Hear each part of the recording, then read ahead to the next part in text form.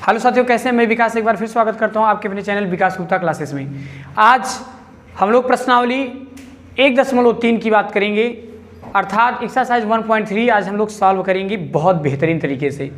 कहा भी जाता है कि बहुत सारे स्टूडेंट इस क्वेश्चन में हर साल ऐसा कोई, जब से एनसीईआरटी चल रहा है, ऐसा कोई ईयर्स नहीं है जिसमें इससे क्वेश्चन न बनता हो। हर साल आता है, इसलिए बहुत शानदार तरीके से देखिएगा, ज़बरदस्त तरीके से। वैसे ये चैप्टर बहुत छोटा है, बस समझने की बात है।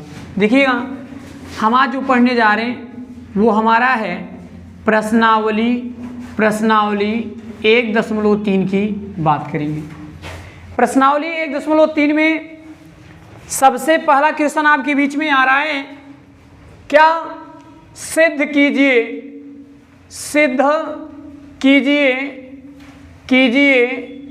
क्या करना है कि √5 एक अपरिमेय संख्या है। सर देखिए, बड़े भैया देखिए, ये मुझे क्या करना है, प्रूफ करना। देखिए, इसमें हम लोग कुछ मानेंगे, मान के उसको हल कर देंगे, फिर लास्ट में लिख देंगे कि ये विरोधाभास है, और विरोधाभास है इसलिए हमारा ये अवधारणा क्या है, हम गलत अवधारणा कर रहे हैं। अर्थात √5 जो है, √5 जो हमारा होगा वो हो जाएगा क्या, इरेशनल नंबर यानी अपरिमेय संख्या हो जाएगा। तो मैथमेटिक्स में दो टाइप के क्वेश्चन पूछे जाते हैं, एक मान को निकालना, एक मान को सिद्ध करना। सिद्ध करना है कि √5, देखिए लगाने का तरीका सीखो। कई तरीके से इसे लोग लगाते हैं, बहुत सारे तरीके हैं। अब ये भी नहीं कहना है कि वो इस तरह से लगाए थे, वो इस तरह से लगाए, गलत नहीं, इसके कई मेथड हैं, सब लगाते हैं बड़े अच्छे से। पहले इसको हम लोग लिखेंगे हल में सबसे पहला काम आपको ये करना होगा कि मानना पड़ेगा, माना √5 एक परिमेय संख्या है। अब आप कहेंगे सर ये क्या कर रहे हैं, ये कर क्या रहे हैं? तो भैया मैंने पहले ही बताया था, आपको पहले मान लेना है, क्योंकि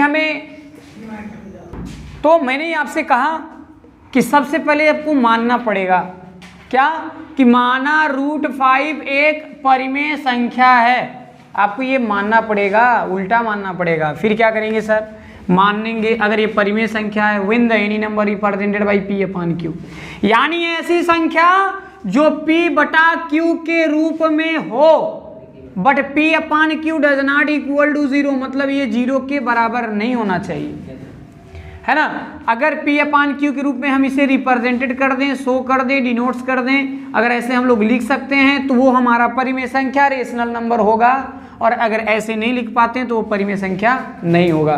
तो अब हम लोग करेंगे क्या, समझिएगा। तो हमको तो अगर ये ऐसा हुआ है तो हमको ये लिखना ही पड़ेगा, √5 इक्वल टू p/q, या लिख सकते हैं a/b ना, s/t, p/q, कुछ भी लिख सकते हैं आप लोग, कोई दिक्कत नहीं। तो √5 इक्वल टू p/q मैंने लिख दिया। लिखेंगे जहाँ p और q सहअभाज्य गुणनखंड है। ये देखिए, जहाँ p और q सहअभाज्य गुणनखंड है। अब अगर मैं इसके अपान 1 ले लेता हूँ तो इसका मतलब इसका मल्टीप्लाई इसके साथ, अरे इसका मल्टीप्लाई इसके साथ, इसका मल्टीप्लाई इसके साथ, यानी आ जाएगा p, फिर इसका मल्टीप्लाई इसके साथ, यानी आ जाएगा √5 इंटू में आ जाएगा q। लिख देंगे दोनों पक्षों का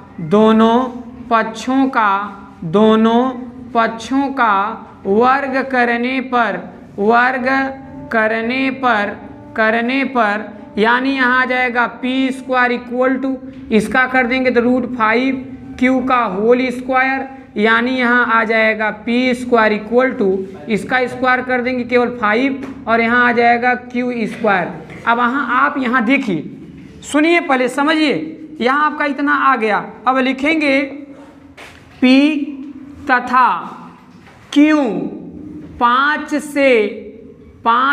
से विभाजित हैं न। यह अवधारणा न विरोधाभास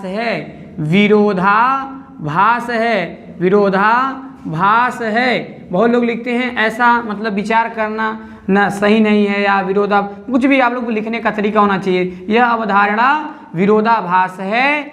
अतः √5 एक अपरिमेय संख्या है, एक अपरिमेय संख्या है, अपरिमेय संख्या है। देखिए कितना आसान था। मैंने पहले क्या किया, माना √5 एक परिमेय संख्या है। अब जब ये परिमेय संख्या होगा मित्रों तो यहाँ आपको P/Q के रूप में लिखना पड़ेगा, जहाँ P और Q सहअभाज्य गुणनखंड होगा। और हमने क्या किया, इसका मल्टीप्लाई कर दिया तो P = इसका मल्टीप्लाई कर देंगे तो √5 × Q आ जाएगा। दोनों पक्षों का वर्ग कर दीजिए तो P² यहाँ आ जाएगा √5Q का होल स्क्वायर, यानी P² इसका स्क्वायर करेंगे 5, यहाँ आ जाएगा Q²।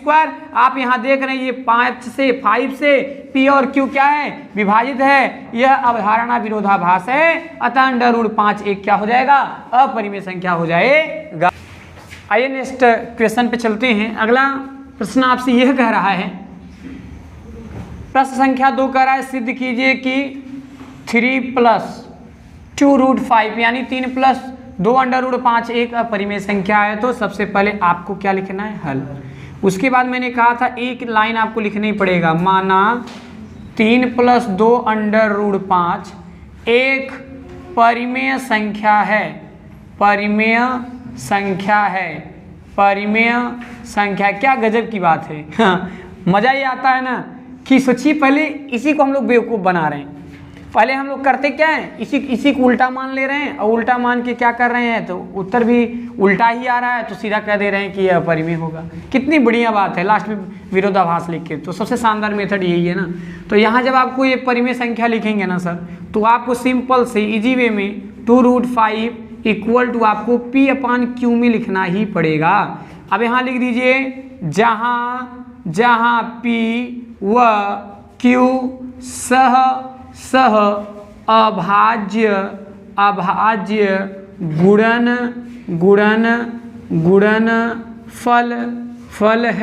गुणनफल है। तो सर अब आप बताइए, ये प्लस है उस तरफ जाएगा तो माइनस हो जाएगा, यानी 2√5 = P/Q। ये प्लस है उस तरफ जाएगा तो माइनस, यहाँ आ जाएगा 2√5 = यहाँ P है, P रहने दीजिए, माइनस इसका मल्टीप्लाई करेंगे तो आ जाएगा 3Q, अपान में आ जाएगा सर Q। अब यहाँ देखिए 2 × में है, इधर जाएगा डिवाइड हो जाएगा। यहाँ लिखेंगे √5 = P-3Q अपान आ जाएगा 2Q। अब देखिए एक स्टेटमेंट लिखेंगे, क्या, चूँकि P-3Q अपान 2Q एक परिमेय संख्या है, एक परिमेय संख्या है तथा √5 एक अपरिमेय संख्या है, अपरिमेय संख्या है। यानी जो √5 है वो does not equal to P-3Q upon 2Q। यहाँ लिखेंगे अतः यह अवधारणा विरोधाभास है न, इसलिए न 3 + 2√5 एक अपरिमेय संख्या होगा। इसे नोट कर लीजिए आप लोग। चलिए भैया अगले क्वेश्चन की तरफ चलते हैं। प्रश्न संख्या 3 आपसे कह रहा है, सिद्ध कीजिए कि निम्नलिखित संख्याएं अपरिमेय हैं। एक क्वेश्चन और देख लीजिए, बाकी आप लोग लगा लीजिएगा। 2 क्वेश्चन बहुत सिंपल होगा, आप लोग खुद कहोगे सर छोड़ दीजिए, लगा लेंगे, है ना।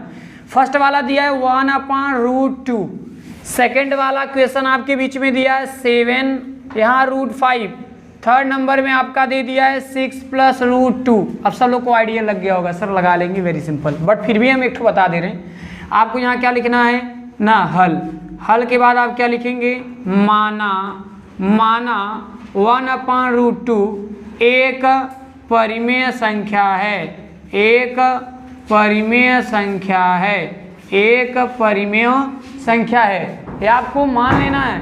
उसके बाद में हमें क्या करना होगा, 1/√2 एक परिमेय संख्या मान लेने के बाद यानी यहाँ लिखेंगे 1/√2 इक्वल टू P/Q, ब्रैकेट में जहाँ P व Q सह अभाज्य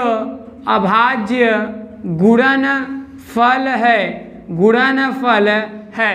भैया आप क्या करिएगा, इसका मल्टीप्लाई करिए, यहाँ Q आ जाएगा, इसका मल्टीप्लाई करिए, यहाँ आ जाएगा √2 और यहाँ आ जाएगा P, और फिर हम लोग यहाँ क्या लिखेंगे, √2 और यहाँ आ गया क्या, आपका आ गया P।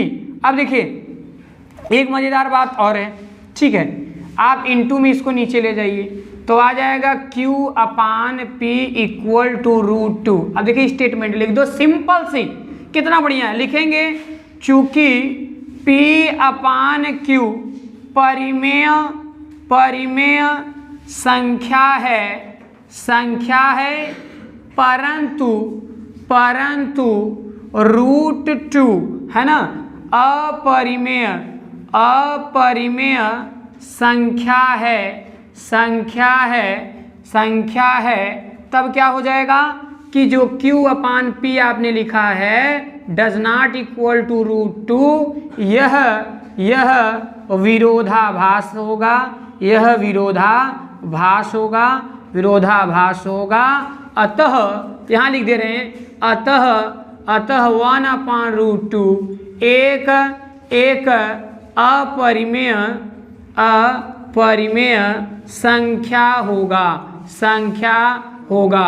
आप देख पा रहे होंगे एकदम इजी वे में। आप ये दो क्वेश्चन को आप लोग SW ले लीजिएगा, इधर शानदार तरीके से लगा के आइए, बहुत ही सिंपल। उम्मीद करते हैं ये बढ़िया से समझ में आ गया होगा। इसी पर आपका प्रश्नावली 1.3 समाप्त होता है। बहुत बहुत धन्यवाद।